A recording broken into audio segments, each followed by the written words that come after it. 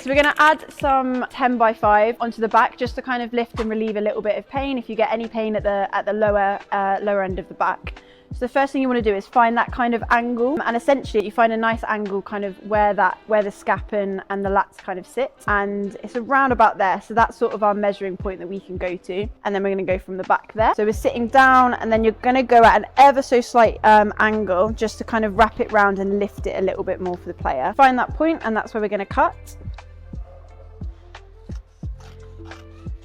Really important on back ones is that you round off those edges. They're going to have t-shirts and stuff like that that's going to rub against it, so really important on backs that you round the edges off. And then we find those 2 anchor points. So the first one sits, you've got that nice line there, so we're going to rip along there to get the first anchor, and then your bigger centre bit, and then your last anchor just down at the other point. And then what you want your player to do, arms across their chest, and then go into an ever so slight bend as if they're going down to touch their toes. Not too much, but just a little bit of a bend. It opens up the back a little bit more. You want the tape to be put on a back that's nice and open, so that when they're stood up, the tape is still lifted in neutral position. First anchor comes off, keep hold of that bit of paper because you're going to use that in a minute, and just place that down.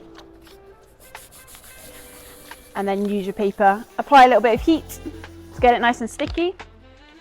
Come down, and you want to take off that center part now. And again, if that was 100% stretch, we're going to dip down just a little bit, 50 to 75%, and then you're coming round up into that sort of angle that we found earlier. Stick it down and take that final anchor point off. And as always, that final anchor doesn't have too much stretch on it. So come off on that top bit, chuck on some heat, and then get your player to stand up nice and straight, and there you go.